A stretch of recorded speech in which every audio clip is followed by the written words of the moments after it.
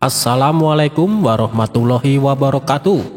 Apa kabar sahabat Al-Fatah yang dimuliakan Allah?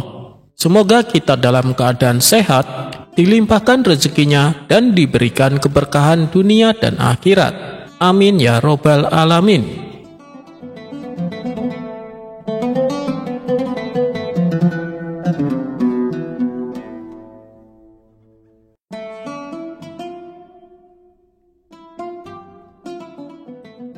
Suatu hari di warung tempat biasa Abu Nawas nongkrong, didatangi oleh 3 orang asing. Mereka mengaku sebagai pemburu yang handal, dan tujuannya ke kota Baghdad adalah mencari tantangan baru dalam berburu. Tak lama kemudian, datanglah Abu Nawas. Ia segera mengambil tempat duduk yang tak jauh dari mereka. Melihat kehadiran Abu Nawas, salah satu dari mereka bertanya, "Wahai Tuan, adakah di daerah ini terdapat hutan yang penuh dengan binatang buas?" Abu Nawas menjawab, "Iya, ada. Sepertinya kalian adalah pemburu ya?" Kata Abu Nawas balik bertanya. "Benar Tuan, kami adalah pemburu handal yang terkenal," jawab mereka. "Oh, pengalaman apa yang paling berkesan selama kalian berburu?" tanya Abu Nawas kembali. Kemudian pemburu pertama menjawab, "Ketika aku di dalam hutan, aku pernah diserang beruang hingga senjataku terjatuh. Terpaksa aku melawan dengan tangan kosong, dan si beruang berhasil aku taklukkan." Pemburu kedua tak mau kalah. "Ketika aku di dalam hutan, aku bertemu dengan seekor singa yang besar. Sebelum dia menyerangku, aku terlebih dahulu menyerangnya. Aku gigit dia sampai mati terkapar." Pemburu ketiga berkata, "Aku juga pernah bertarung dengan macan. Kala itu, aku sedang ketiduran di tengah hutan. Tiba-tiba datang seekor macan menghampiriku. Ketika dia loncat menerkam, aku patahkan kedua tangan dan kakinya. Ia pun menjadi lumpuh sampai sekarang."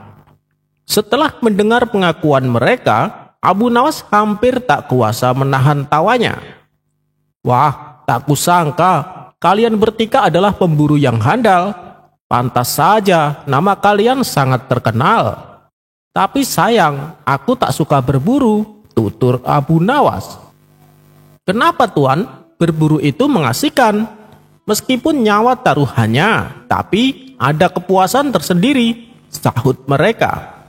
"Apanya yang mengasihkan? Aku pernah bertemu 3 hewan tersebut sekaligus," ujar Abu Nawas. "Maksud Tuan?"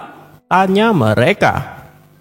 "Aku pernah menghadapi beruang, singa dan macan secara bersamaan," jelas Abu Nawas. "Terus, apakah mereka menyerang Tuan?" tanya salah satu pemburu. "Tidak, mereka tak berani. Ketika aku dekati satu persatu, mereka hanya menatapku. Bahkan ketika aku menghardiknya, tak ada satupun yang berani bergerak. Itulah sebabnya aku malas berburu. Tidak ada tantangannya sama sekali," jawab Abu Nawas. "Mungkin hewan-hewan itu sudah jinak Tuan, jadi tidak menyerang manusia," ujar para pemburu. "Jinak bagaimana? Mereka itu di tengah hutan belantara," jelas Abu Nawas. "Luar biasa, Tuan memang hebat. Tapi kalau kami jadi Tuan, kami pasti akan membunuhnya. Bisa Tuan tunjukkan di mana Tuan bertemu dengan ketiga hewan tersebut?" tanya mereka. "Oh, tentu saja bisa. Tempatnya ada di pameran lukisan hewan-hewan. Datanglah ke alun-alun Baghdad tiap Kamis sore. Kalian pasti akan menemukannya," celetuk Abu Nawas. Mendengar itu seketika mereka tertawa terpingkal-pingkal.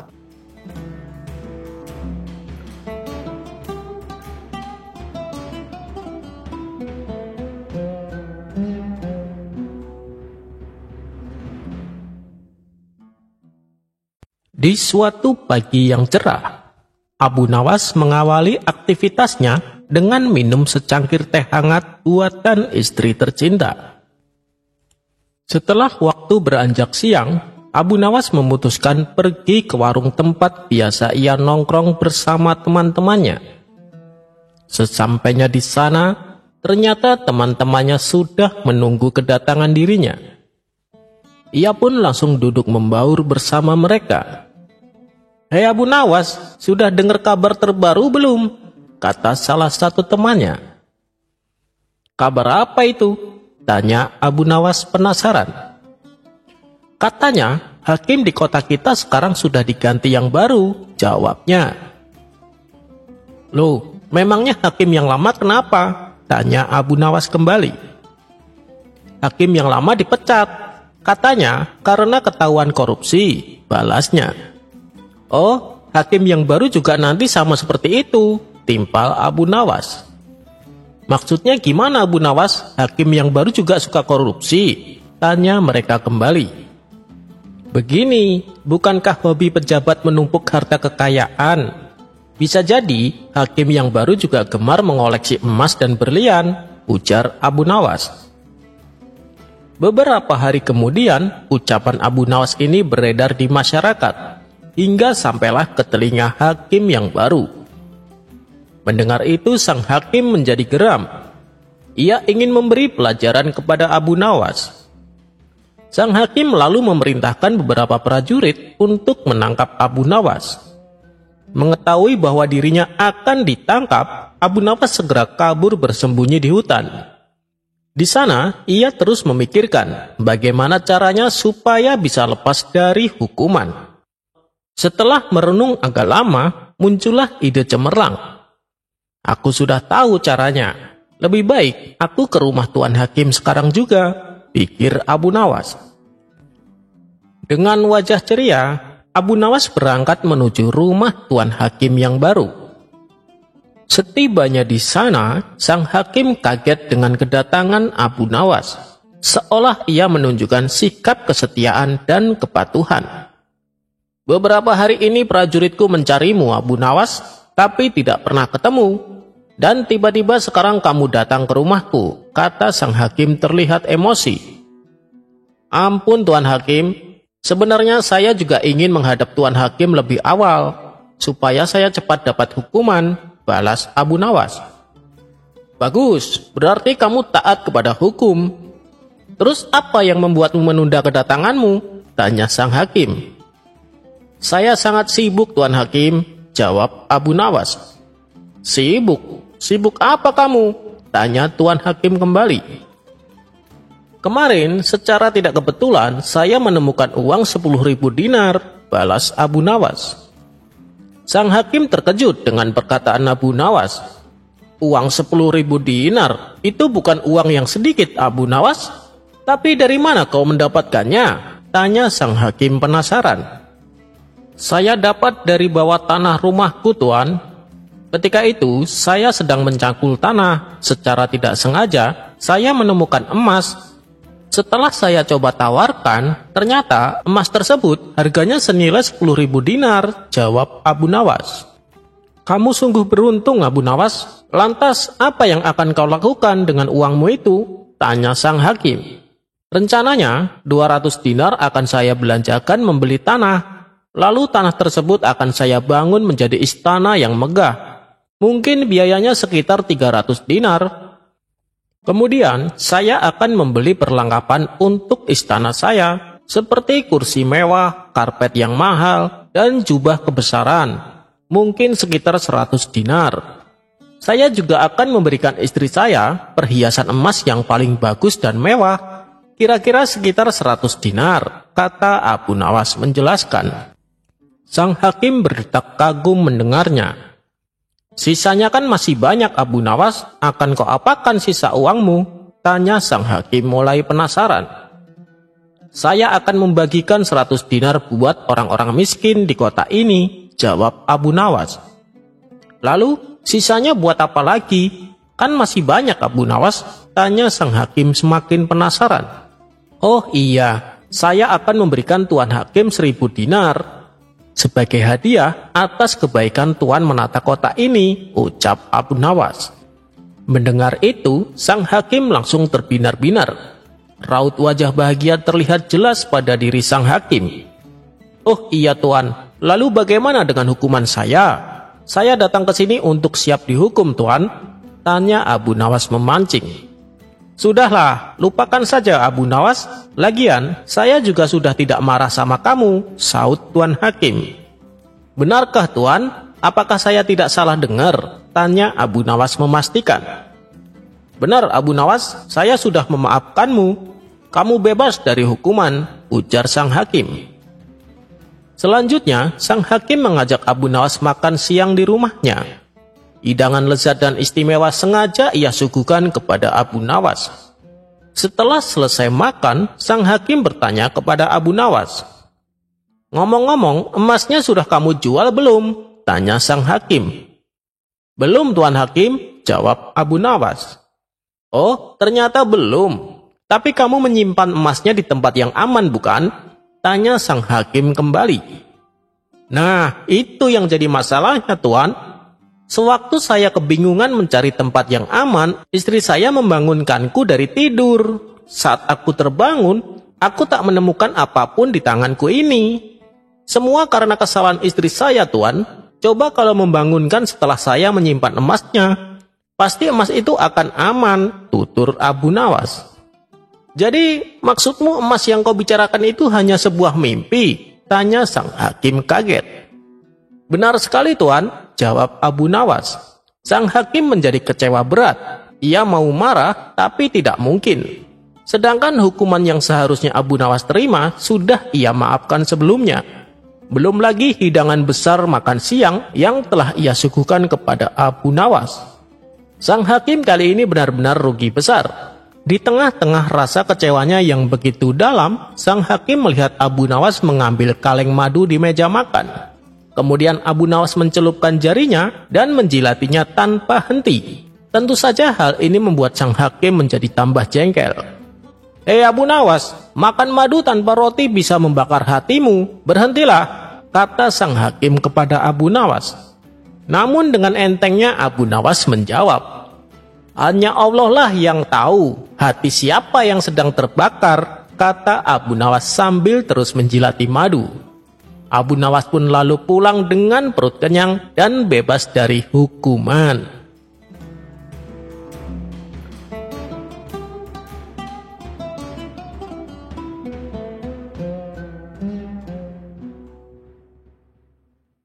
Dikisahkan Abu Nawas mempunyai tetangga baru, di mana tetangganya itu di halaman rumahnya terdapat pohon apel.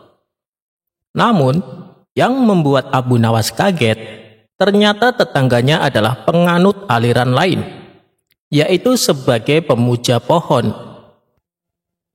Setiap pagi dan sore, tetangganya tersebut memberikan sesajen makanan kepada pohon apel yang ada di halaman rumahnya. Suatu hari, saat Abu Nawas pulang dari masjid, ia merasakan keinginan untuk memakan buah apel. Tapi sayangnya, ia tidak punya uang untuk membelinya. Sedangkan kalau ia minta kepada tetangganya itu suatu hal yang mustahil, karena pohon apel tersebut dijadikan sesembahan oleh tetangganya. Dan saat ia melintas di depan rumah tetangganya tersebut, kebetulan tetangganya itu sedang memberikan sesajen makanan. Abu Nawas yang terkenal dengan sifat konyolnya segera menghampiri tetangganya tersebut. "Wahai kawan, pohonmu ini benar-benar tampak sangat lemas. Aku yakin pohon ini pasti sangat lapar," ujar Abu Nawas sambil memandangi pohon apel. Mendengar ucapan Abu Nawas, tetangganya kebingungan dan heran. "Hei Abu Nawas, bagaimana mungkin pohon bisa merasakan lapar? Dari mana kau tahu?" tanya tetangganya. "Tentu saja aku tahu. Bukankah selama ini sesajen yang kau berikan tidak pernah ia makan? Dan lihatlah, ada buah apel yang seharusnya dipetik namun tetap tergantung di sana. Pohon ini pasti merasakan kelaparan karena tidak ada yang memetik buah itu," ujar Abu Nawas. Tetangganya tersebut tertegun dengan jawaban Abu Nawas. Ia pun segera memetik buah apel yang sudah matang. lalu memberikannya kepada Abu Nawas. Setelah mendapatkan buah apel, Abu Nawas langsung membawanya pulang sambil tertawa terpingkal-pingkal.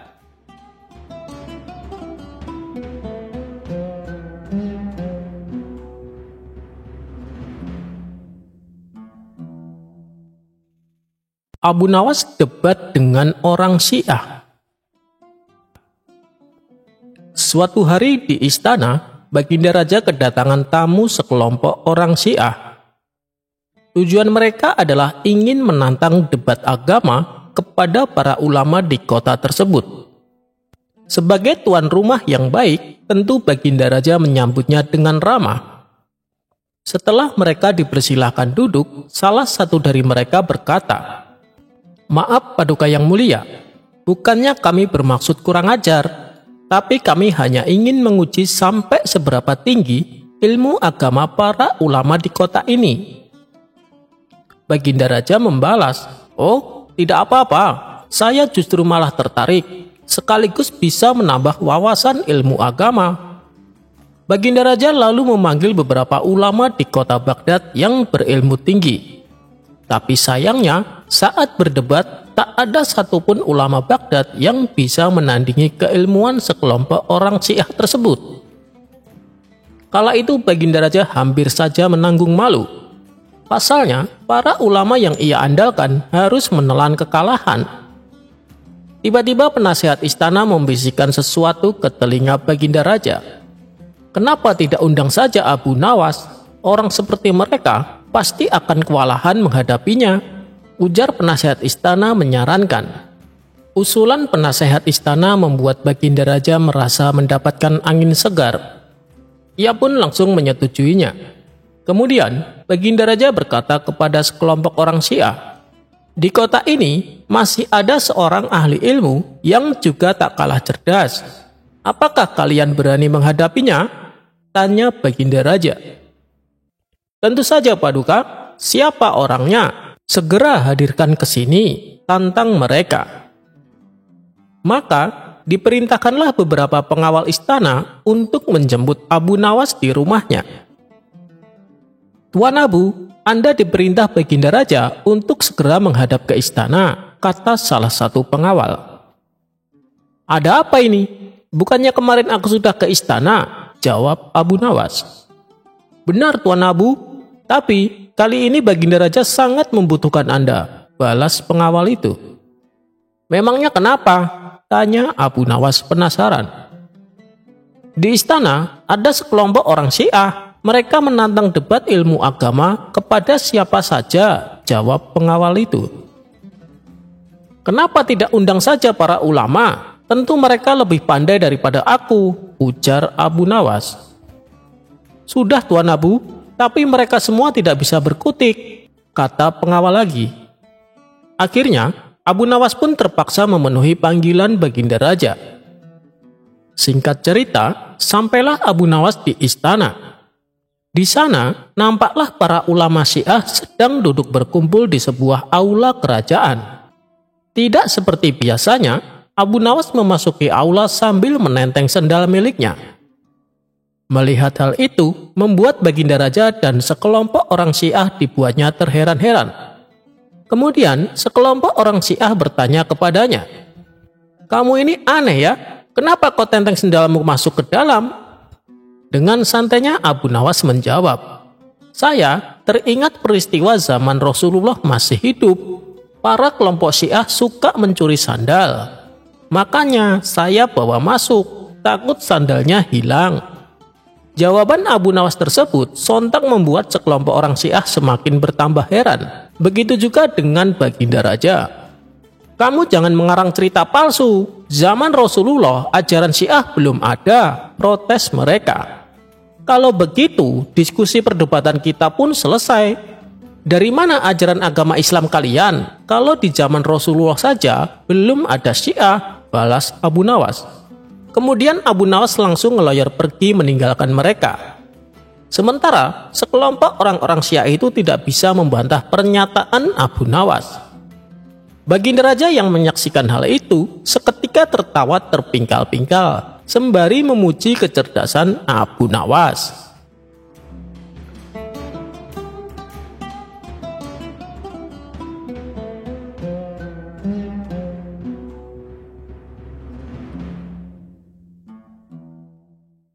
Dikisahkan, ada seorang pedagang dari Baghdad yang terkenal jujur dan baik hati.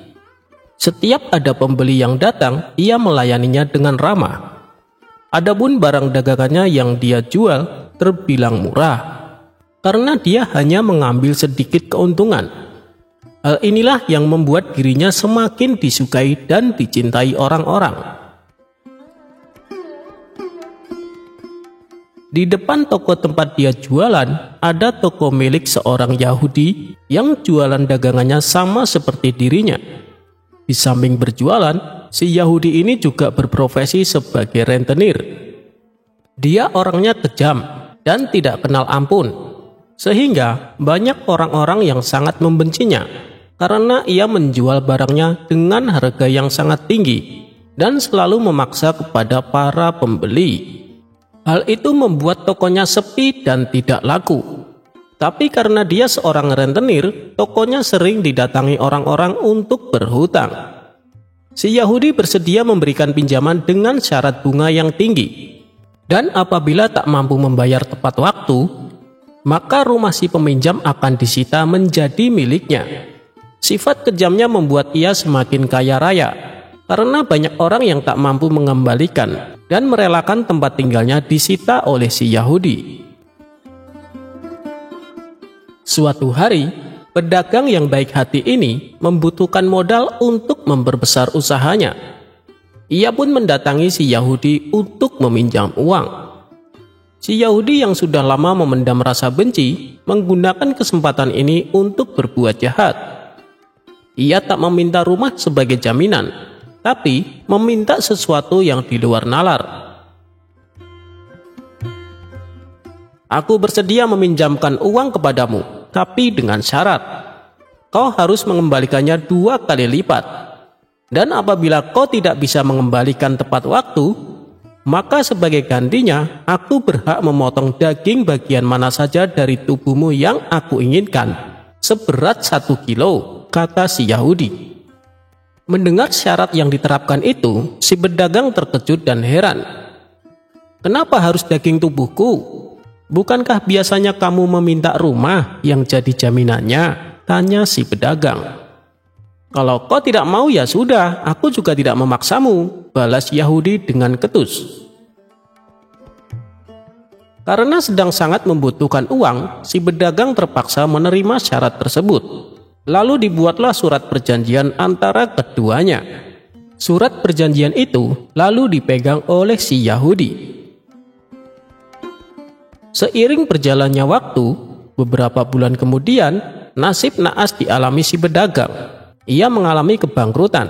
Barang dagangannya banyak yang tidak laku. Dan hari yang ditentukan pun tiba. Si pedagang tak mampu mengembalikan uang pinjamannya. Sesuai dengan surat perjanjian, kau harus memberikanku 1 kilo daging dari bagian mana saja dari tubuhmu, kata si Yahudi. Bagaimana kalau masalah ini kita selesaikan ke pengadilan? Karena permintaanmu ini tak wajar, usul si pedagang. Si Yahudi pun menyetujuinya. Maka berangkatlah mereka berdua menghadap Tuan Hakim.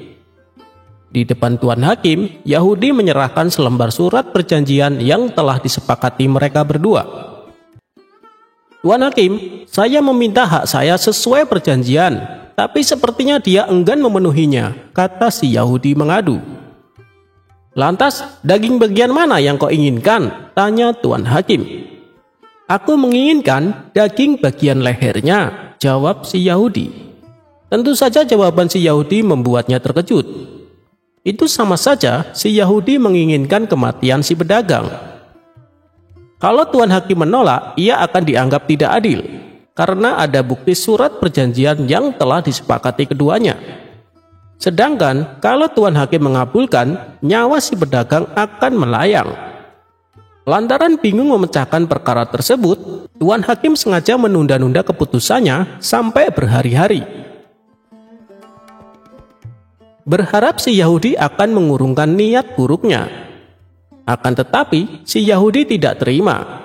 Setiap hari ia selalu mengingatkan Tuan Hakim untuk secepatnya memutuskan dan memberikan haknya. Kasus ini pun menjadi bahan perbincangan di seluruh Baghdad. Ketika Abu Nawas mendengar hal ini, ia segera mendatangi pengadilan menemui Tuan Hakim. "Maaf Tuan Hakim, perlihatkanlah surat perjanjian itu kepadaku," pinta Abu Nawas. Tuan Hakim pun memberikan surat perjanjian tersebut. Setelah Abu Nawas menerimanya, ia mulai mempelajari isi dari surat itu. Sejenak Abu Nawas terdiam. Ia mencari solusi yang tepat untuk memecahkan masalah ini. Tidak berapa lama kemudian, Abu Nawas pun mendapatkan jawabannya. "Tuan Hakim, aku akan membantumu menyelesaikan kasus ini. Sekarang panggillah si pedagang dan si Yahudi itu," kata Abu Nawas. Singkat cerita, datanglah si pedagang yang baik hati dan orang Yahudi ke pengadilan. Abu Nawas lalu bertanya kepada si pedagang, "Apakah sewaktu menulis surat perjanjian kau setuju dan mengizinkan kalau si Yahudi memotong 1 kilo daging dari bagian mana saja tubuhmu yang diinginkannya?" Si pedagang pun menjawab, "Iya Tuan Abu." "Lalu, apa yang kau harapkan dengan kasus ini?" tanya Abu Nawas kembali. "Aku hanya ingin keputusan yang terbaik, itu saja Tuan Abu," jawab si pedagang pasrah. Setelah bertanya kepada si pedagang, Abu Nawas lalu berkata kepada Tuan Hakim, "Wahai Tuan Hakim, izinkanlah aku menjadi hakim untuk memutuskan kasus yang satu ini," pinta Abu Nawas.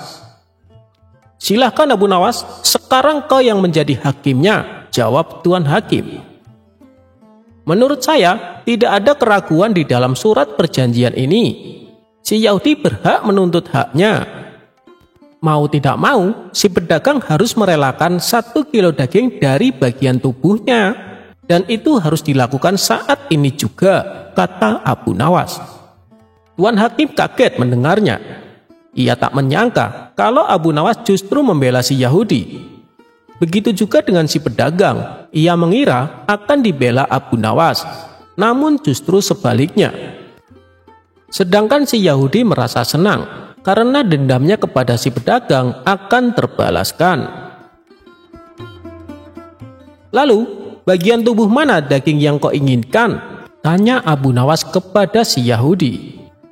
"Saya menginginkan bagian lehernya," jawab si Yahudi dengan entengnya.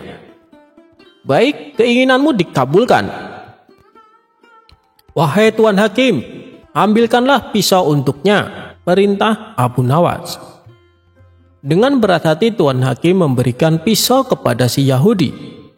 Betapa senangnya si Yahudi, karena tidak lama lagi si pedagang akan mati di tangannya. Kemudian Abu Nawas kembali berkata kepada si Yahudi, "Kamu boleh memotongnya sekarang, tapi ingat kau harus memotongnya sesuai surat perjanjian, yaitu tepat 1 kilo daging. Tidak boleh lebih, tidak boleh kurang. Dan jika ternyata daging yang kamu potong beratnya tidak sesuai surat perjanjian, maka sebagai hukumannya kamu harus dibunuh dan semua harta kekayaanmu akan disita oleh negara." Spontan si Yahudi kaget mendengar itu. Sesuatu hal yang tidak mungkin bisa dilakukan, sebab dia diperbolehkan memotong hanya 1 kali. Mana mungkin ia bisa memotong daging tepat 1 kilo? Si Yahudi pun terdiam untuk beberapa lama. "Kenapa kau diam saja? Bukankah keinginanmu sudah dikabulkan?" tanya Abu Nawas. "Saya tidak bisa melakukannya Tuan Abu. Lebih baik saya mencabut tuntutan saya," kata si Yahudi ketakutan. "Baiklah, kalau begitu kasus ini saya nyatakan ditutup," tegas Abu Nawas. Si Yahudi pun pulang dengan perasaan kecewa. Sementara Tuan Hakim memuji kecerdasan Abu Nawas. Ia memutuskan permasalahan tanpa harus menghilangkan hak si Yahudi, namun juga tidak merugikan si pedagang. "Terima kasih Tuan Abu, Anda telah menyelamatkan saya. Awalnya saya mengira Tuan Abu berpihak kepada si Yahudi. Ternyata saya salah menilai. "Maafkan saya Tuan Abu," kata si pedagang dengan penuh bahagia. Akhirnya si pedagang pun lolos dari kematiannya.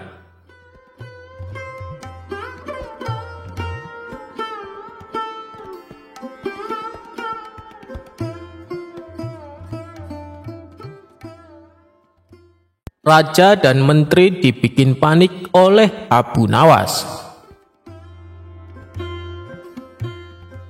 Cerita Abu Nawas kali ini bermula ketika Baginda Raja hendak memastikan perekonomian rakyat berjalan lancar menjelang Hari Raya Idul Fitri. Ia pun memerintahkan Menteri Perdagangan Al-Mukarram Syekh Abdillah Ihsanuddin Al-Samarkandi untuk memantau pasar. Baginda Raja meminta agar sang menteri mengecek bahwa semua kebutuhan pokok masyarakat tersedia, mulai yang terbesar hingga paling kecil. Satu saja bahan pokok tidak ada di pasar, maka itu akan jadi gorengan politik sampai pelosok desa bahwa raja tidak becus memimpin Baghdad. Pastikan gula tersedia di pasar, harga garam murah, gandum tidak kurang. Pokoknya Anda cek semua kebutuhan pokok masyarakat, titah Baginda Raja kepada Menteri Ihsanuddin. Satu lagi, sekarang menjelang Lebaran, jangan cuma pasokan daging yang dikontrol, tapi kulit ketupat juga. Barang murah biasanya diremehkan, nanti orang bilang kulit ketupat yang murah saja tidak ada, apalagi daging, imbuh Baginda Raja. "Baik, Baginda Raja," jawab sang menteri. Keluar dari istana, menteri langsung memanggil staf ahli negara yakni Abu Nawas untuk membantu mengecek pasar. Ia memerintahkan pujangga cerdas yang dikenal loyal kepada Baginda Raja ini untuk mengecek pasar dengan asumsi tidak mungkin memberi laporan palsu. Menteri meminta Abu Nawas mengecek pasar dan mendata semua yang ada di sana. Pastikan semua kebutuhan pokok rakyat tersedia dan tidak ada yang menimbun barang, pintanya. Alangkah bahagianya Abu Nawas ketika berada di pasar. Ia melihat semua kebutuhan rakyat tersedia. Rakyat gembira di bawah kepemimpinan Baginda Raja. Gula menumpuk, garam tersedia, gandum murah, daging apa saja ada. Pokoknya Baghdad di bawah Baginda Raja benar-benar mencerminkan kemakmuran. Abu Nawas juga mengecek kulit ketupat sesuai pesan menteri. Benar juga, jika kulit ketupat saja tidak ada di pasar, bagaimana dengan kapulaga dan bawang bombay? Dengan wajah ceria, Abu Nawas kembali ke istana menteri untuk melaporkan hasil surveinya. Wah, Baghdad tersenyum di bawah kepemimpinan Baginda Raja dan Menteri Ihsanuddin. Jelasnya, semua kebutuhan pokok tersedia. Bagaimana dengan garam, gandum, gula? Tanya Ihsanuddin untuk menambah keyakinannya. Ada Tuan Menteri, jawab Abu Nawas lagi. Daging? Tanya Menteri makin penasaran. Daging banyak, semua halal, ucap Abu Nawas meyakinkan Menteri. Bagaimana dengan kulit ketupat? Ingat, ini musim Lebaran, kata menteri kembali bertanya. Nah, untuk kulit ketupat sudah saya cek di semua pasar. Kulit ketupat kosong, ungkap Abu Nawas. Mendengar jawaban Abu Nawas, Menteri Ihsanuddin kaget luar biasa. Tanpa bertanya lagi, dia bergegas menuju istana dan menyampaikan laporannya agar Baginda Raja senang. Sesampainya di istana, si menteri segera melaporkan kepada raja. Baginda, ada kabar baik dan juga ada kabar buruk. Baginda mau dengar yang mana dulu? Ucap sang menteri. Apa kabar baiknya? Tanya Baginda Raja. Semua kebutuhan pokok tersedia di pasar, jawab sang menteri. Kabar buruknya? Tanya lagi Baginda Raja dengan penuh rasa penasaran. Kabar buruknya hanya kulit ketupat yang tidak ada di pasaran, entah hilang dari pasaran atau ada yang menimbun, kata menteri yakin. Mendengar jawaban menterinya, Baginda Raja mengerahkan serdadunya untuk menebang pelepah kurma sebanyak mungkin, lalu membuat kulit ketupat ramai-ramai. Ia ingin membanjiri pasar dengan kulit ketupat agar para penimbun kulit ketupat kecelek dan rugi besar. Tapi Baginda Raja tidak puas. Dia langsung terjun ke pasar hari itu juga mengecek kebutuhan pokok. Betapa kagetnya Baginda Raja karena di pasar ternyata banyak orang menjual kulit ketupat. "Bagaimana ini Pak Menteri? Di pasar ternyata banyak kulit ketupat dijual," tanya Baginda Raja keheranan. Menteri Ihsanuddin juga kaget. "Tapi tadi kata Abu Nawas, di semua pasar kulit ketupat hilang, tidak ada di pasaran," jelasnya terbata-bata. Dia lalu berteriak memanggil Abu Nawas. "Abu Nawas, tadi kamu bilang kulit ketupat tidak ada, hilang dari pasaran. Bagaimana ini? Kok ternyata banyak?" tanya menteri dengan nada emosi. "Benarkah itu?" tanya Baginda Raja sambil memandang tajam Abu Nawas. Pujangga Baghdad ini dengan tenang mengambil beberapa kulit ketupat dari pedagang, lalu menyerahkan kepada Menteri Ihsanuddin dan Baginda Raja. "Silahkan dipencet, tuan-tuan," kata Abu Nawas dengan suara merendah. "Apa maksudmu?" tanya Baginda Raja. "Apakah semua kulit ketupat itu kosong?" tanya balik Abu Nawas. "Ya, benar, semua kosong," jawab Baginda Raja dan menteri berbarengan. "Nah, itulah yang tadi saya sampaikan kepada menteri. Tadi saya katakan di semua pasar kulit ketupat kosong. Lalu salah saya di mana?" tegas Abu Nawas menjelaskan. "Abu Nawas!" teriak Menteri Ihsanuddin.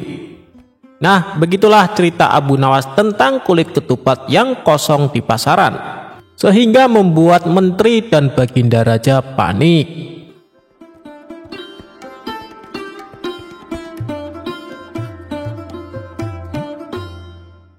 Abu Nawas dan petugas perbatasan.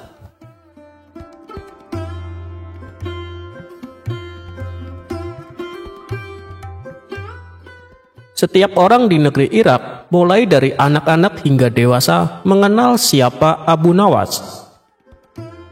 Seperti kali ini, warga desa merasa keheranan karena Abu Nawas setiap minggu tampak melakukan perjalanan dari desanya ke desa tetangga, sudah masuk dalam wilayah kerajaan lain.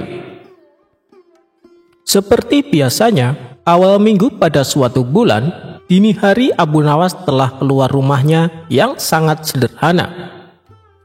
Di samping rumah sederhana tersebut terdapat kandang kuda yang penghuninya kerap berganti-ganti. Pada dini hari itu, Abu Nawas bersiap-siap melakukan perjalanan menuju desa tetangganya sambil menunggangi kuda. Keesokan harinya, biasanya dia akan pulang ke desanya di negeri Irak tersebut sambil membawa banyak barang. Tentu saja, kebiasaan Abu Nawas ini menimbulkan pertanyaan bagi Pak Hamid tetangganya.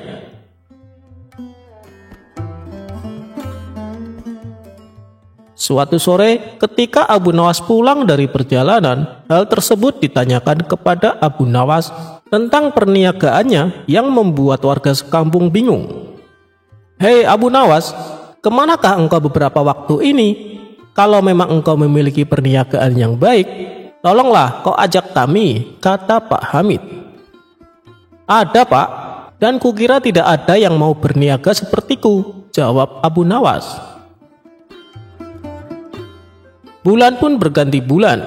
Akhirnya Abu Nawas diduga telah melakukan perdagangan yang dilarang oleh kerajaan. Pada bulan berikutnya, Abu Nawas berniat melakukan perdagangannya. Ia pun harus melalui perbatasan dengan kerajaan tetangga. Si Fulan, petugas penjaga pintu perbatasan, memeriksa seluruh barang bawaan Abu Nawas. Namun tidak ditemukan satu barang pun yang mencurigakan. Hanya ditemukan bekal dan beberapa keping uang. Keesokan harinya, kembali si Fulan berjumpa Abu Nawas di perbatasan. Kali ini Abu Nawas membawa banyak sekali barang yang semuanya dilengkapi dengan dokumen yang diperlukan. Si Fulan tidak dapat membuktikan perihal dugaan perdagangan Abu Nawas yang terlarang. Bahkan karena seringnya mereka bertemu, Hubungan keduanya semakin akrab hingga akhirnya si Fulan dipindahkan dari tempat kerjanya. Pada suatu hari, keduanya bertemu kembali di suatu kesempatan yang tidak terduga.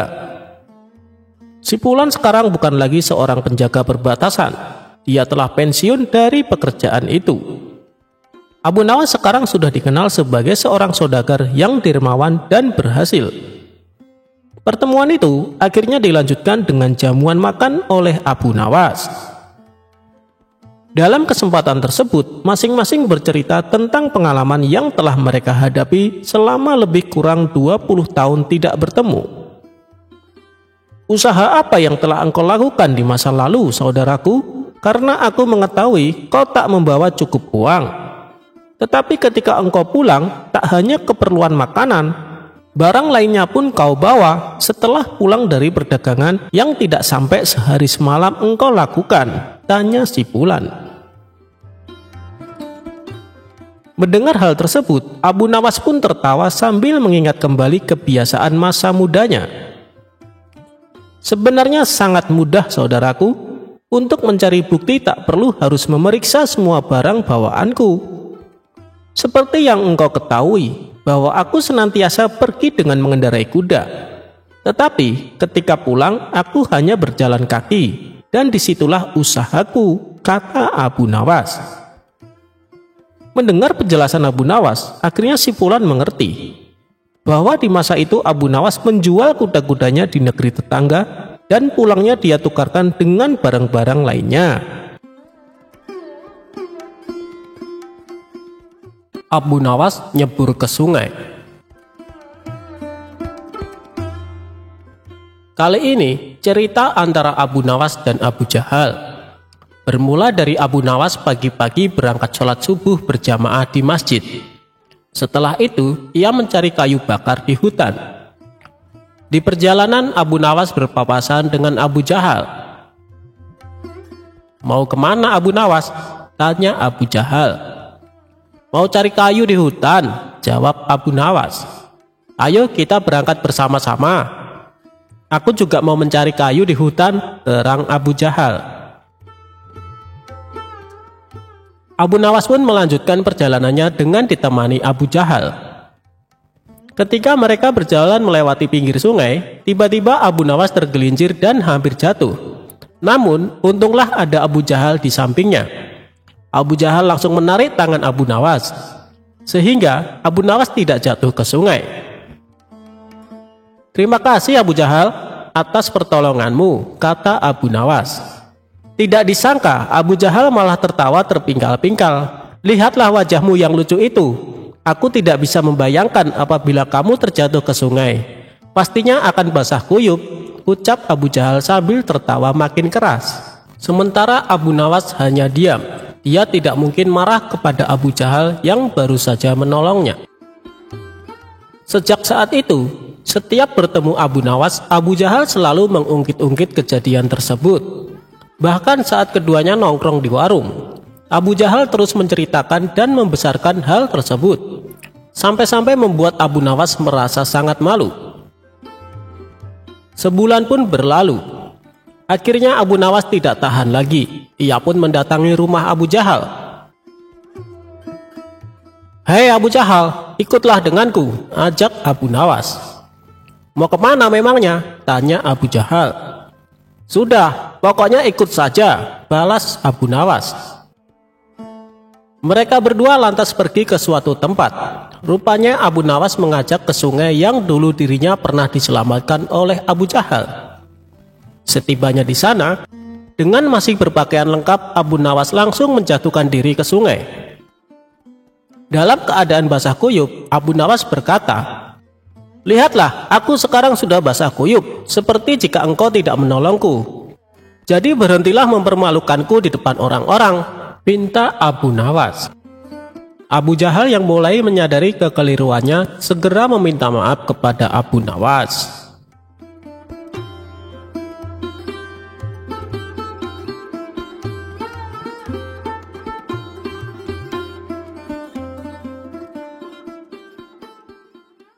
Sandal ajaib Abu Nawas.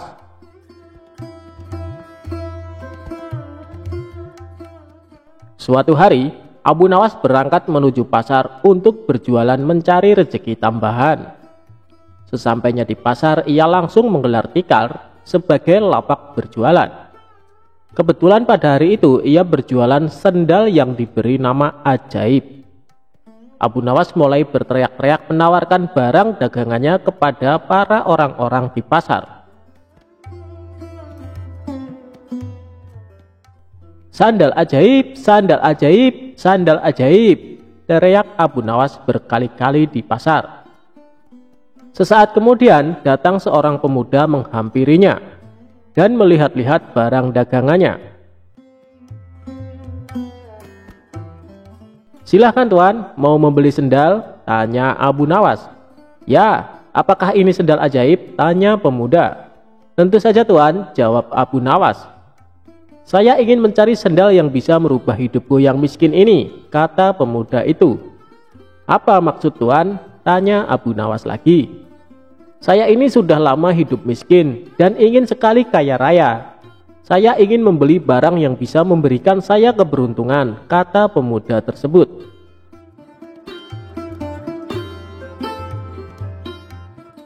Sejurus kemudian Abu Nawas menunjukkan salah satu sendal ajaibnya. Ia mengatakan bahwa sendal itu akan membuat pemiliknya dari tidak berada menjadi berada. Karena tertarik dengan kata-kata Abu Nawas, tanpa pikir panjang, pemuda tersebut langsung membeli sendal ajaib yang dijual Abu Nawas. Pemuda itu langsung memakai sandal ajaib tersebut, kemudian meninggalkan Abu Nawas dan berkeliling kampung dengan harapan semoga keberuntungan segera berpihak kepadanya.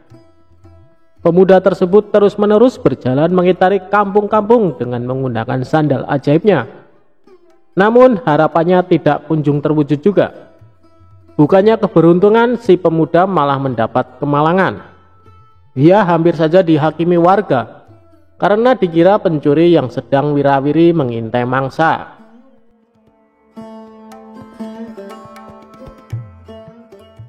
Hari sudah menjelang sore. Dengan perasaan marah dan kecewa, ia akhirnya mencari Abu Nawas meminta pertanggungjawabannya. Setelah bertanya sana-sini, akhirnya ia menemukan Abu Nawas. "Assalamualaikum," sapa pemuda itu. "Waalaikumsalam. Ternyata tuan. Bagaimana kabar tuan?" tanya Abu Nawas. "Kabar buruk. Aku tidak merasakan keberuntungan apa-apa setelah memakai sendal ini. Malahan hampir saja aku celaka dihajar warga kampung gara-gara dikira pencuri. Padahal engkau sudah mengatakan jika sendal ini akan membawa keberuntungan kepada pemiliknya. Mana buktinya?" protes si pembeli. "Seingat saya, tidak pernah saya mengatakan seperti itu tuan," sanggah Abu Nawas. "Saya hanya mengatakan bahwa sendal ini akan membuat orang yang tidak mempunyai menjadi berpunya.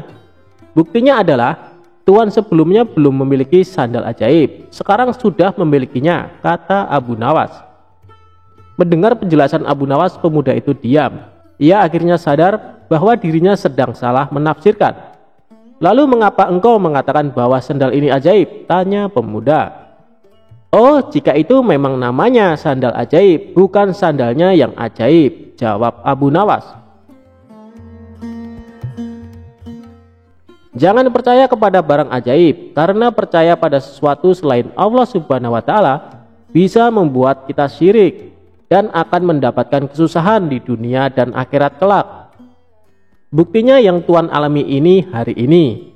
Oleh karena itu, segeralah bertobat kepada Allah Subhanahu wa Ta'ala, tambah Abu Nawas. Akhirnya dengan perasaan malu, pemuda itu pergi begitu saja tanpa sepatah kata pun. Ia menyadari jika ia telah melakukan kesalahan karena mengharap sesuatu kepada selain Allah Subhanahu wa Ta'ala dan tanpa berusaha. Mulai saat itu pun ia langsung bertobat.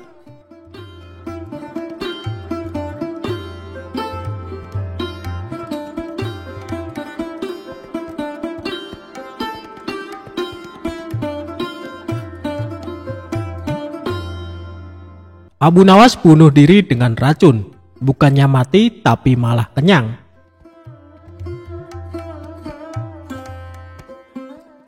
Sebelum menjadi orang kepercayaan Baginda Raja, Abu Nawas pernah bekerja sebagai penjahit.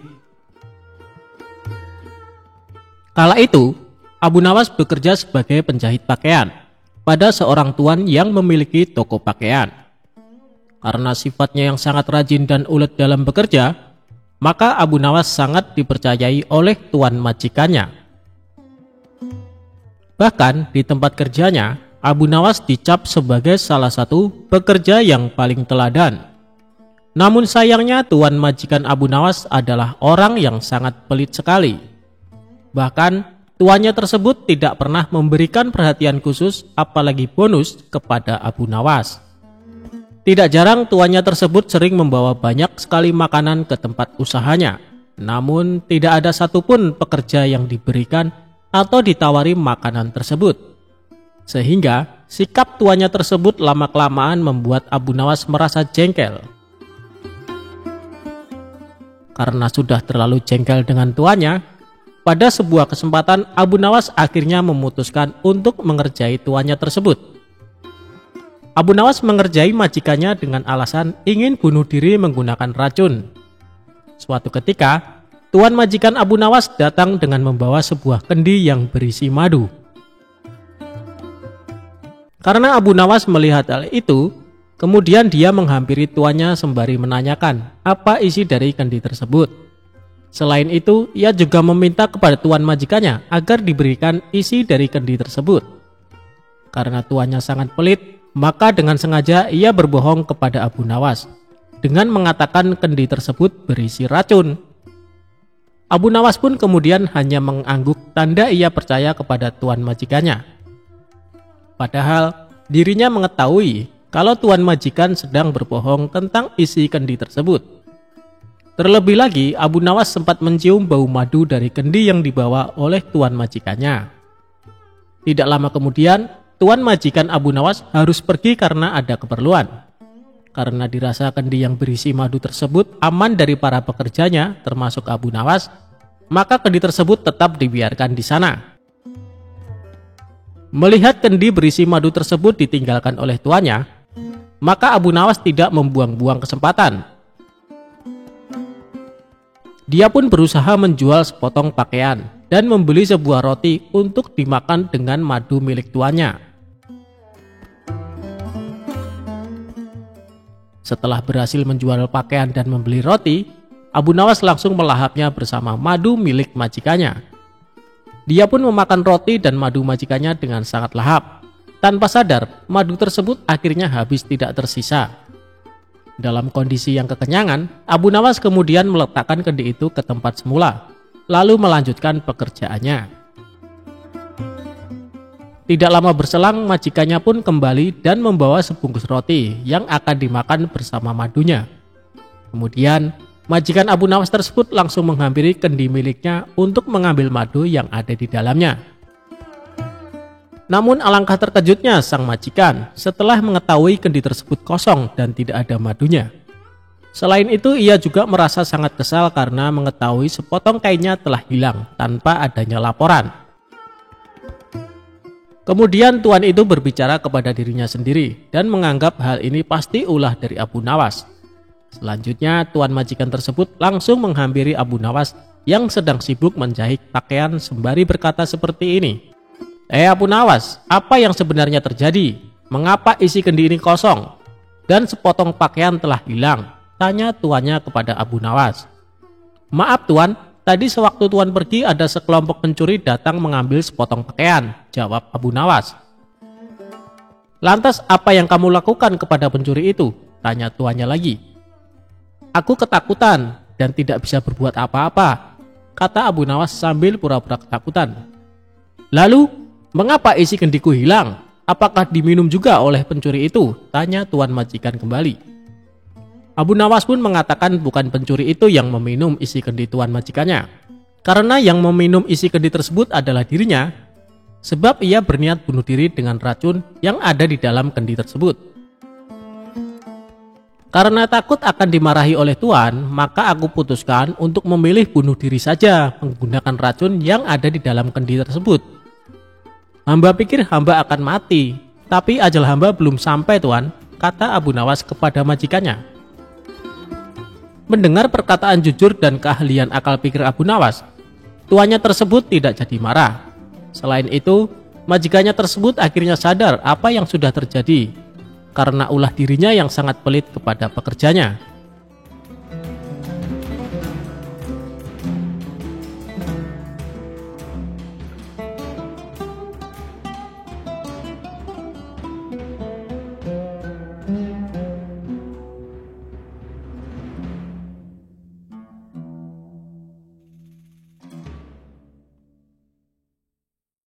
Suatu ketika, Abu Nawas berjalan-jalan menuju kebunnya yang cukup luas.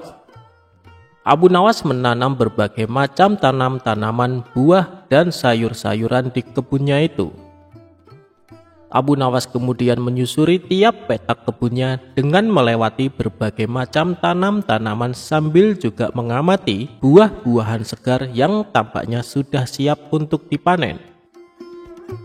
Abu Nawas merasa sangat bersyukur atas apa yang telah Allah Subhanahu wa Ta'ala berikan kepadanya. Hari itu, matahari bersinar cukup terik.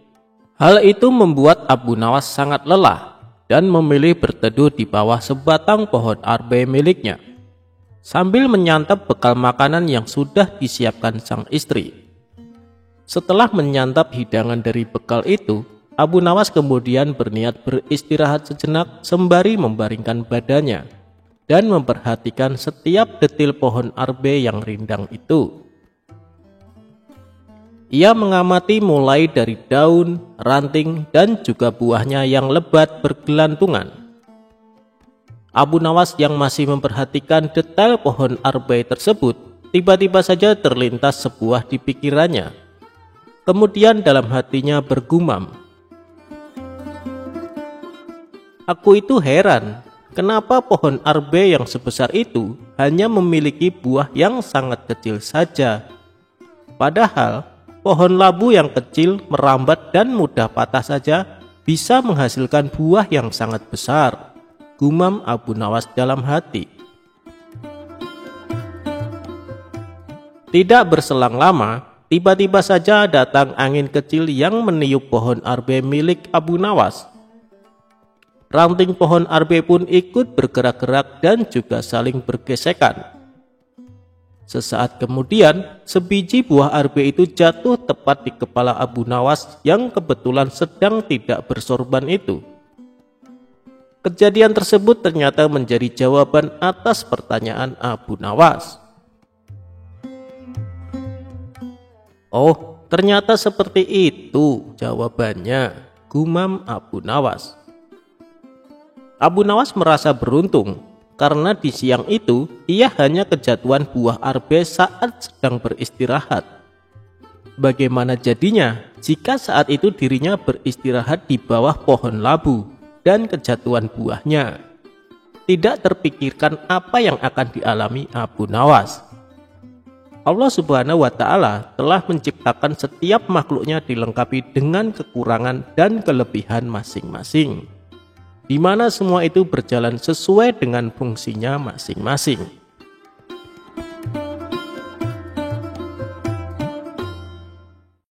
Debat tentang hujan. Siang itu, langit terlihat mendung. Awan hitam menyelimuti cakrawala. Itu pertanda sebentar lagi akan turun hujan. Benar saja, tidak lama kemudian hujan pun mulai turun. Abu Nawas yang rencananya akan pergi terpaksa mengurungkan niatnya. Ia lebih memilih duduk di depan rumah sambil menikmati secangkir teh hangat. Namun, ketika Abu Nawas sedang memandangi hujan, tiba-tiba pandangannya tertuju pada sosok Abu Jahil tetangganya. Abu Jahil terlihat berlari tergesa-gesa menuju arah rumahnya sendiri. Melihat hal itu, sifat kusil Abu Nawas pun muncul. Ia ingin ngeledek Abu Jahil. "Hei pelit, kenapa kau berlari tergesa-gesa?" kata Abu Nawas. "Biar tidak kehujanan, saya kan pakai jubah yang mahal Abu Nawas. Sayanglah kalau sampai basah kena air hujan, kata Abu Jahil balas meledek. Sungguh bodoh, ada saja orang yang lari dari rahmat Allah, balas Abu Nawas. Tak mau kalah, maksudmu apa Abu Nawas? Siapa yang lari dari rahmat Allah? Tanya Abu Jahil tidak terima. Bukankah hujan itu rahmat? Kenapa kau malah menghindarinya? Tanya balik Abu Nawas. Mendengar itu, Abu Jahil tidak bisa berkata apa-apa. Ia kemudian masuk ke dalam rumah dan menutup pintunya dengan keras. Sementara Abu Nawas tertawa terkekeh-kekeh melihat kelakuan Abu Jahil. Beberapa hari kemudian, ketika Abu Nawas sedang nongkrong di warung, ia merasakan gelagat sebentar lagi akan turun hujan. Ternyata dugaan Abu Nawas tepat. Rintik gerimis mulai turun dari langit. Ia pun teringat cucian baju di rumahnya yang sedang dijemur. Terpaksa ia berlari dengan tergesa-gesa agar secepatnya tiba di rumah. Kebetulan saat itu Abu Jahil sedang duduk di depan rumah. Melihat Abu Nawas berlari tergesa-gesa di tengah gerimis, Abu Jahil berteriak kepadanya. Hei Abu Nawas, apakah kau lupa dengan ucapanmu tempo hari? Jangan lari dari rahmat Allah, jangan pula menghindarinya, kata Abu Jahil ngeledek Abu Nawas. Siapa yang lari dari rahmat Allah? Justru aku menghormatinya. Aku lari cepat-cepat agar tidak menginjak rahmat Allah dengan kakiku, balas Abu Nawas. Mendengar jawaban tersebut, muka Abu Jahil menjadi kecut. Niatnya mau meledek, malah ia sendiri yang kembali kena. Kurang ajar Abu Nawas, ada saja jawabannya. Batin Abu Jahil menahan emosi. Setelah Abu Nawas mengambil jemuran bajunya, ia pun duduk di depan rumah sambil memakan daging kambing. Dan ternyata Abu Jahil masih duduk di depan rumahnya sendiri. Melihat Abu Nawas makan daging kambing, Abu Jahil kembali meledek.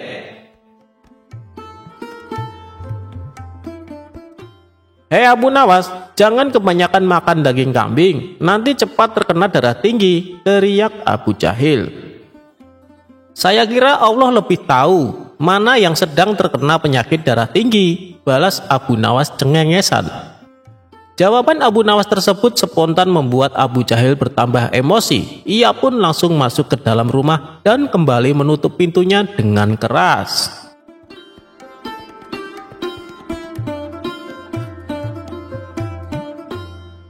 Abu Nawas bikin panci jadi beranak. Gimana caranya ya? Simak cerita lucunya lengkap berikut ini. Diawali saat Abu Nawas meminjam panci kecil ke tetangganya. Tapi pancinya tidak dikembalikan. Sampai-sampai tetangganya itu menagihnya. Abu Nawas, mana panci saya? Wah, saya lupa. Sebentar, jawab Abu Nawas.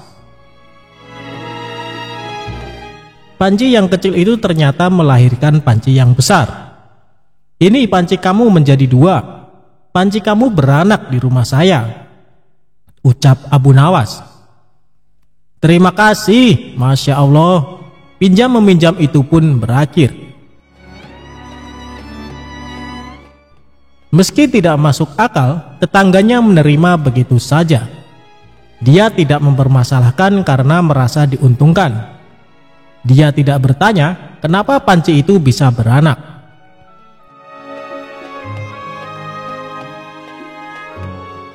Selang beberapa waktu, Abu Nawas meminjam panci lagi ke tetangga yang sama. Ketika meminjamkan yang kedua kali, tetangga berharap panci itu akan beranak lagi. Inilah gambaran akal manusia kalau tidak dibina. Manusia yang katanya berakal itu akan menerima yang menguntungkan dan akan mengakali. Tepat, tetangga itu meminjamkan pancinya lagi. Abu Nawas lagi-lagi lama tidak mengembalikan. Akhirnya, si tetangga mendatangi Abu Nawas. Abu Nawas, mana pancinya? Kok lama? Tanya dia. Tetangganya membayangkan kalau kemarin anak pancinya satu. Berarti kalau lebih lama begini, anaknya bisa 2 atau 3. Tapi dia malah mendapat jawaban berbeda dari Abu Nawas. Innalillahi wa innalillahi roji'un. Panci kamu meninggal di rumah saya, jawab Abu Nawas. Enggak mungkin Panci meninggal. Mana ada Panci meninggal, ucap sang tetangga dengan marah-marah. Inilah manusia. Kalau yang menguntungkan diterima, kalau yang tidak menguntungkan, jawab Abu Nawas. Tetangganya menyahut, mana mungkin Panci bisa meninggal? Kamu pikir Panci bisa beranak? Kenapa waktu Panci beranak kamu enggak berkomentar? Tapi ketika Panci mati kamu berkomentar, tanya balik Abu Nawas. Inilah manusia. Kalau menguntungkan pura-pura tidak bermasalah. Kalau merugikan, mulailah dia menggunakan akal, kesadaran, atau kewarasannya. Lanjutnya,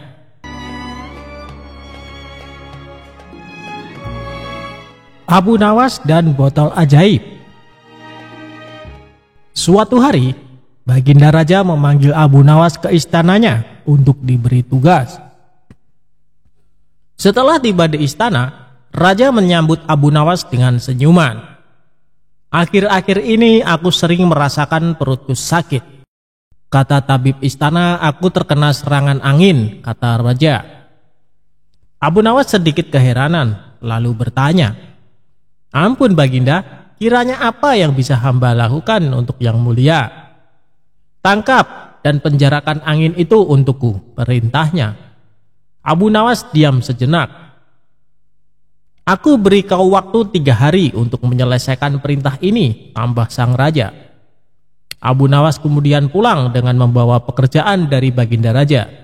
Ia masih terdiam, mulutnya terkunci rapat, tak mengeluarkan sepatah kata pun. Dalam kebingungan yang tidak habis-habis, ia belum bisa memikirkan bagaimana cara menangkap dan membuktikan bahwa itu memang benar-benar angin. Menurutnya, hanya anginlah satu-satunya benda aneh yang tidak berwarna dan tidak bisa dilihat, seperti halnya air yang masih bisa diindera.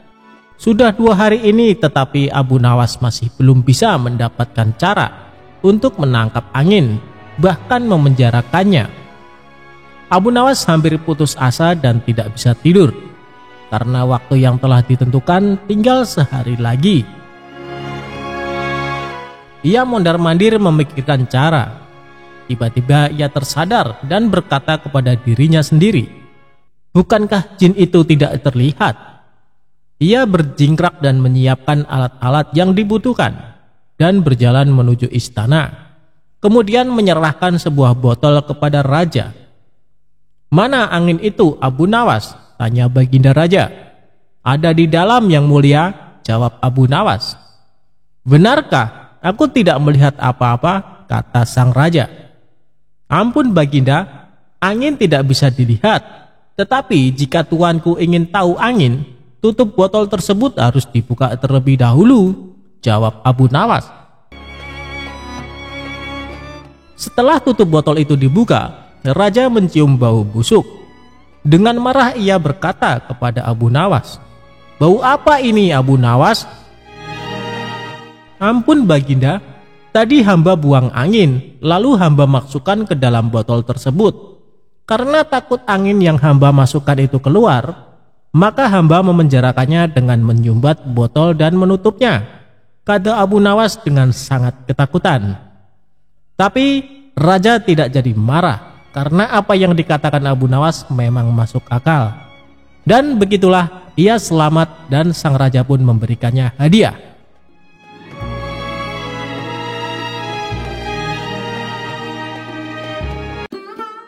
Pesan Abu Nawas jika harta di dunia hanya titipan. Suatu hari, seperti sebelumnya, Abu Nawas dipanggil oleh Baginda Raja di istana kerajaan. Dan terjadilah percakapan yang cukup panjang antara keduanya. Kali ini Abu Nawas sedang memperingatkan Baginda Raja perihal harta dunia yang tidak akan dibawa mati ke kuburan. Abu Nawas sendiri sudah mengetahui jika Baginda Raja ingin menjadikannya sebagai saudara dengan memberikan banyak hadiah serta fasilitas kepada Abu Nawas. Singkatnya, Abu Nawas menegur Baginda Raja dengan sangat santai dan tanpa basa-basi terlebih dahulu. "Wahai Baginda Raja, bagaimana nanti jika Allah Subhanahu wa Ta'ala menghadapkan Anda di hadapannya, lalu meminta pertanggungjawaban Anda tentang lalat hitam, burung kenari, dan kulit ari?" kata Abu Nawas kepada Baginda Raja. Begitu mendengar penuturan Abu Nawas yang tiba-tiba berbicara seperti itu, membuat Baginda Raja sedih, sehingga ia sampai menangis terseduh-seduh. Melihat rajanya bersedih, salah seorang dari kepala pengawal segera bertindak dengan menegur dan memarahi Abu Nawas. "Wahai Abu Nawas, engkau diamlah, engkau telah menyakiti hati sang raja," bentak kepala pengawal kerajaan itu kepada Abu Nawas. "Biarkan dia," kata Baginda Raja. "Sebenarnya yang merusak dan menyakiti itu Anda," kata Abu Nawas dengan berani. "Begini Abu Nawas, saya ingin mengikat tali persaudaraan denganmu dengan memberi hadiah-hadiah dan juga fasilitas," kata Baginda Raja. "Kembalikan saja semua harta ke tempat semula yang hendak Paduka berikan kepada hamba," jawab Abu Nawas. "Lalu bagaimana dengan kebutuhanmu?" tanya Baginda Raja. "Aku ingin Anda tidak melihatku dan aku pun tidak melihat Paduka. Ketahuilah, wahai Amirul Mukminin, Aiman bin Nail dari Qudamah bin Abdullah Al-Kalabi pernah berkata, aku telah melihat Rasulullah Shallallahu Alaihi Wasallam melempar jumroh Aqobah di atas untanya yang kemerah-merahan, tanpa ada pukulan dan tidak pula dengan pengusiran," jawab Abu Nawas. Setelah berkata demikian, Abu Nawas segera meninggalkan istana sambil bernyanyi. Berikut nyanyian Abu Nawas. "Persiapanmu telah memenuhi bumi sepenuhnya. Hambamu mendekat dan sekarang apa? Bukankah engkau akan mati dalam kuburan? Pewarismu mengelilingi, hartamu tak dapat engkau gunakan lagi." Cerita tersebut memberi pesan jika dunia ini hanya tempat persinggahan yang sementara. Hidup dengan memiliki harta yang banyak tidak dilarang dalam agama Islam. Namun mencintai harta dan melupakan Allah Subhanahu wa Ta'ala adalah perbuatan yang sangat hina dalam agama Islam.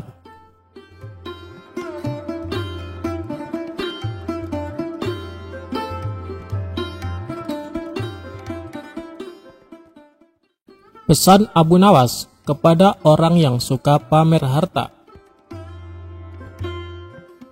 Siapa yang tak mengenal Abu Nawas? Sosok penyair cerdik yang dikenal memiliki selera humor tinggi ini begitu masyhur di kalangan umat Islam.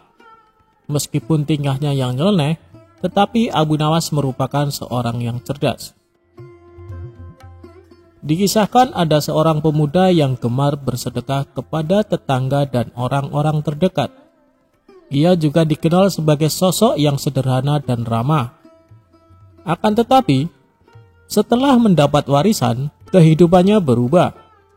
Bukannya semakin rajin berbagi, ia justru menghamburkan uang tersebut untuk bersenang-senang. Dirinya bahkan membeli barang-barang mewah dan membangun rumah yang sangat besar seperti istana. Sejak saat itu, banyak orang di sekitarnya yang ingin menjadi temannya. Mereka mendadak bersikap baik kepada si pemuda tersebut. Baru beberapa hari tinggal di rumah barunya, ia sengaja membuat suasana menjadi meriah. Hampir setiap hari, ia bersama teman-teman barunya melakukan pesta dengan jamuan makanan yang sangat banyak. Hal tersebut ia lakukan hingga tak terasa uang, barang mewah, dan semua hartanya telah habis. Begitu juga dengan teman-temannya yang mulai menjauhi dirinya. Setelah itu, ia mulai menyadari kesalahannya. Saat dalam kondisi sendiri tanpa ada teman, saudara, maupun harta yang baru saja hilang dari kehidupannya itu. Sekarang hanya ada penyesalan atas apa yang ia perbuat. Di tengah-tengah kemalangannya itu, suatu hari ia berencana menemui Abu Nawas untuk meminta nasihat dan motivasi. Saat bertemu Abu Nawas, ia langsung mengutarakan maksud dari kedatangannya itu. "Wahai Tuan Abu Nawas, kini uangku sudah habis tak tersisa, dan kawan-kawanku telah menjauh meninggalkanku sendiri. Kini apa yang harus kuperbuat?" kata pemuda itu mengeluh. "Jangan khawatir kawan, segalanya akan kembali seperti semula. Tunggu saja beberapa hari ke depan, engkau akan kembali bahagia dengan harta-hartamu yang dulu," tutur Abu Nawas menenangkan suasana. "Jadi maksud Tuan saya akan kembali kaya seperti dulu?" tanya pemuda itu dengan girang. "Bukan begitu kawan, sepertinya engkau salah tafsir. Maksudku dalam waktu dekat ini, engkau akan terbiasa menjadi orang yang miskin dan tidak mempunyai teman," seloroh Abu Nawas.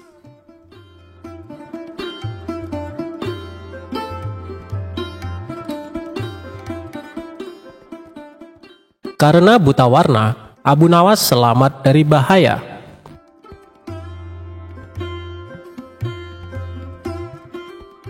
Pada suatu hari, sang menteri akan mengadakan pesta yang hanya dihadiri oleh orang-orang pilihan. Guna menambah semaraknya suasana pesta, Tuan Menteri tidak lupa mengundang Abu Nawas. Maka diperintahkanlah beberapa pengawal untuk memanggil Abu Nawas di rumahnya. Sesampainya di rumah Abu Nawas, salah satu pengawal berkata, "Tuan Abu Nawas, nanti malam ada undangan pesta di rumah Tuan Menteri." Mendengar kabar tersebut tentu saja membuat Abu Nawas kegirangan. "Baik, nanti malam aku akan ke sana." "Oh iya, sampaikan salam hormat saya untuk Tuan Menteri," balas Abu Nawas. Singkat cerita, malam pun tiba. Abu Nawas bergegas menuju rumah Tuan Menteri. Setibanya di sana, Abu Nawas disambut hangat layaknya tamu kehormatan. Tuan Menteri lalu mempersilahkan Abu Nawas duduk bersama para tamu undangan yang lain. Tidak berapa lama kemudian, hidangan lezat mulai disajikan di atas meja makan.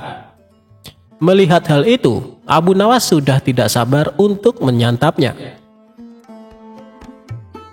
Sembari mengambil hidangan di hadapannya, Abu Nawas pura-pura berbasa-basi.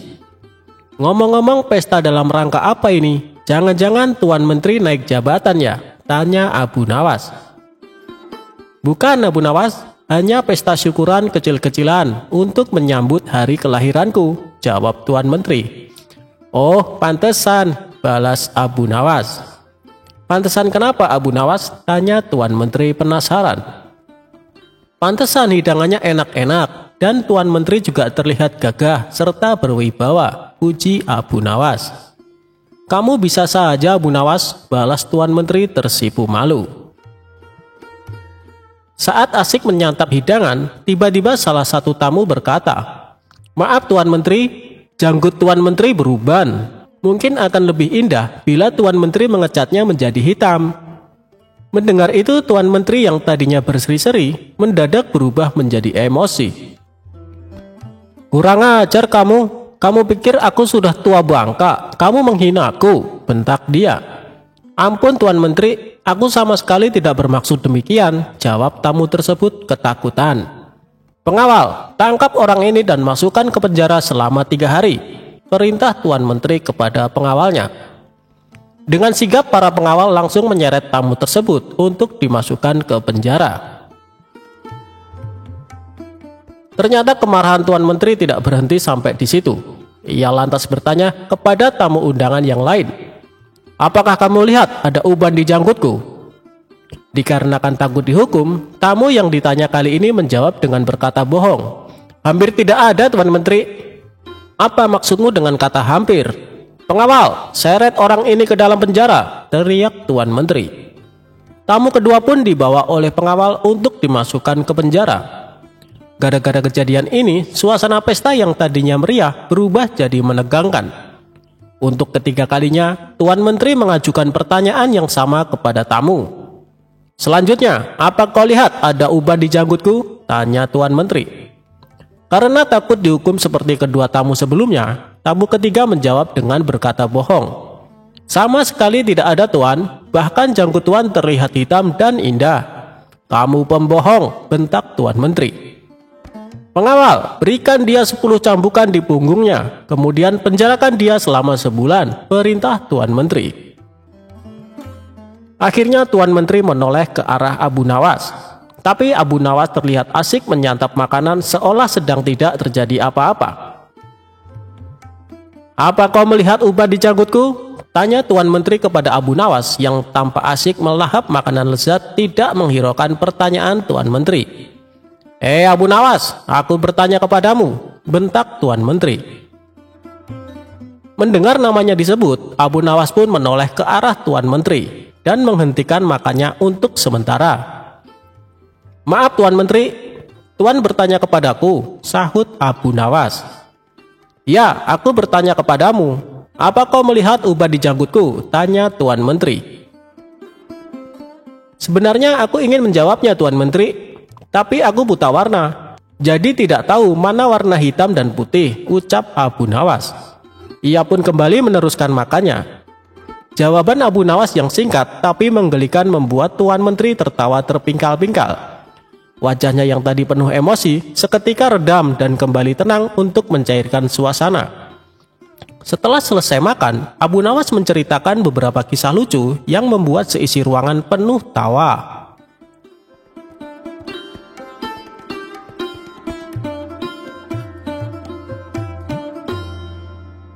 Pada suatu hari, Abu Nawas dengan santai menyisir jalanan kota. Ia mendapat perintah dari Baginda Raja untuk memantau keadaan rakyatnya. Tiba-tiba, langkahnya terhenti tepat di depan lapangan yang tengah penuh dengan kerumunan warga. Abu Nawas penasaran dengan apa yang terjadi di sana. Ternyata di lapangan itu tengah ada pertunjukan monyet ajaib. Monyet ajaib ini dapat memahami bahasa manusia dan hanya patuh kepada perintah tuannya saja.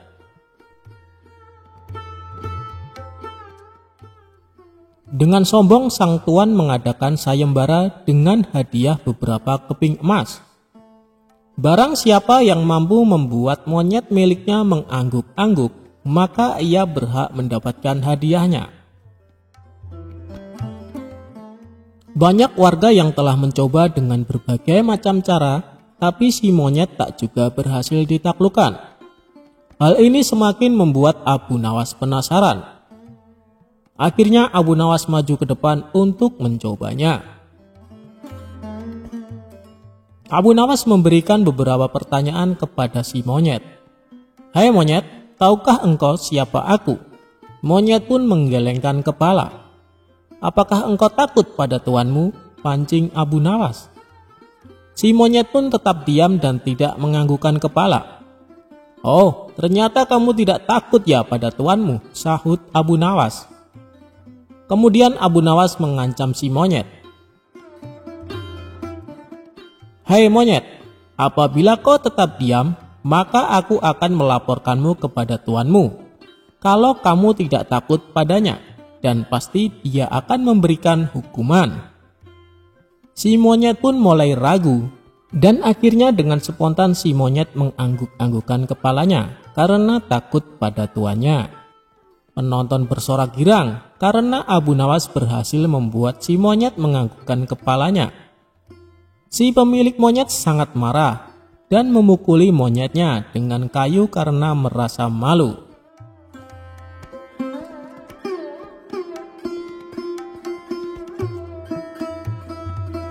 Abu Nawas menghitung jumlah bulu keledai. Berawal ketika Abu Nawas bertemu 3 orang bijak.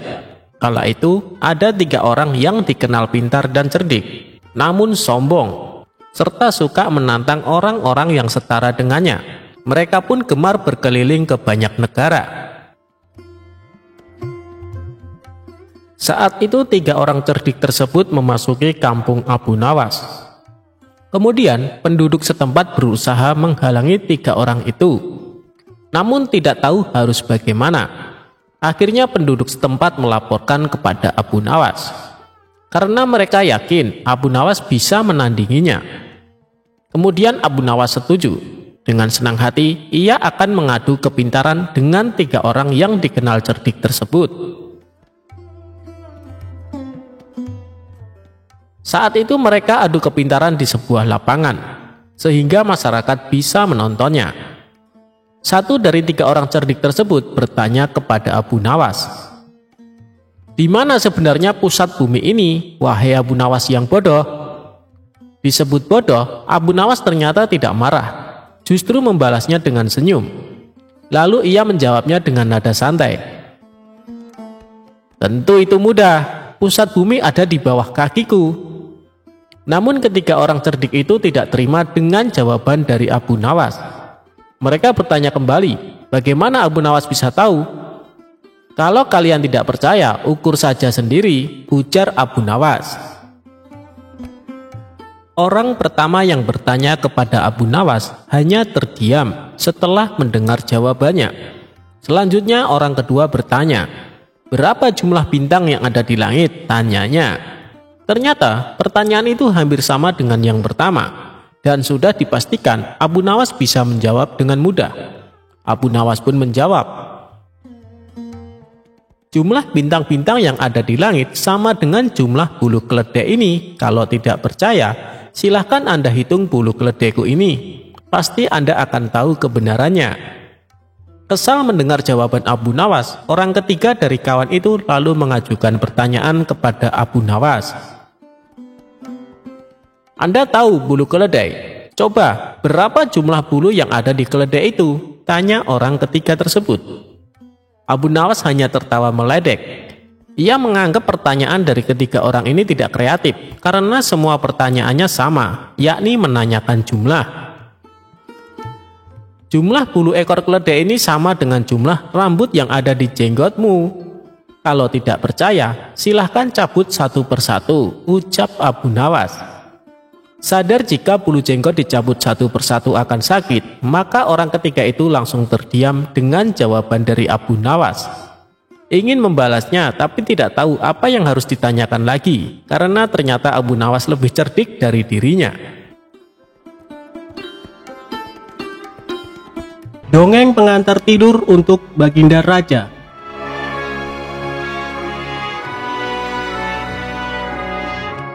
Pada suatu malam, Baginda Raja tidak bisa tidur. Meski sudah mencoba memejamkan mata, namun hasilnya tetap nihil dan ia tidak bisa tidur. Hingga pertengahan malam, akhirnya Baginda Raja memanggil salah seorang pengawal istana. "Umumkan kepada seluruh rakyat kerajaan, barang siapa yang bisa membuat raja tertidur, maka akan diberikan 10 karung koin emas," kata raja. Penjaga istana bergegas memberi isyarat kepada bawahannya agar bergerak cepat. Sehabis sholat isya sampai waktu menunjukkan pada separuh malam, hujan gerimis belum juga berhenti. Tak lama berselang datanglah 2 orang peserta yang kebetulan pada malam itu tidak bisa tidur. Mendengar penjelasan dari pengawal istana, keduanya berminat mengikuti sayembara. Peserta pertama masuk ke dalam bilik kamar pribadi raja, serta menata posisi duduknya.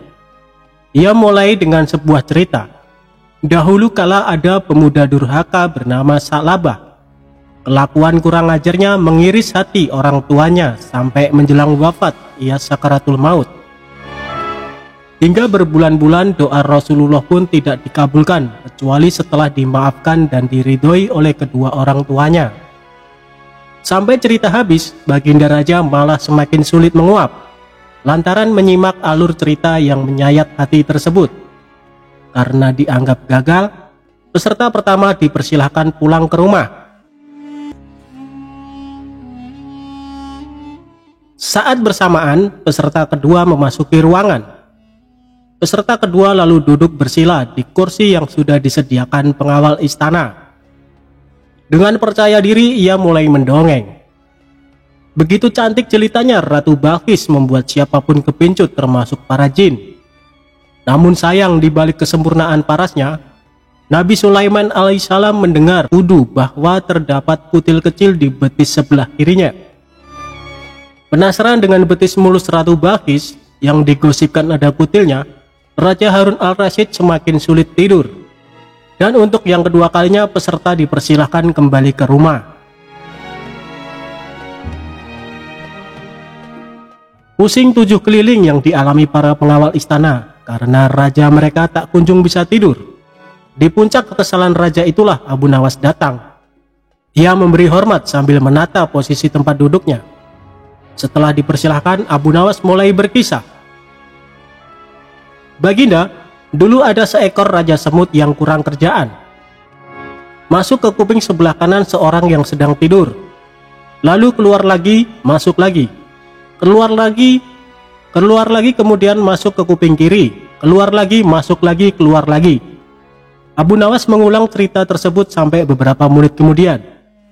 Agak kesal mendengar kisah yang dituturkan oleh Abu Nawas monoton dan tidak menarik, justru membuat raja menguap 2 kali. Kemudian raja memiringkan tubuhnya membelakangi Abu Nawas. Perlahan raja pun mulai mengatupkan kedua matanya dan tertidur. Keesokan harinya Abu Nawas masuk lagi ke istana dengan mengendarai kereta bendi.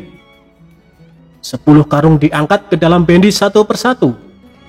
Penjaga pintu istana geleng-geleng kepala ketika bendi keluar pintu gerbang. Terlihat Abu Nawas tidur pulas di atas tumpukan karung emas dengan suara mendengkur. Itulah kisah tentang Abu Nawas. Dari cerita ini kita bisa tahu bahwa Abu Nawas memang orang yang sangat luar biasa akalnya.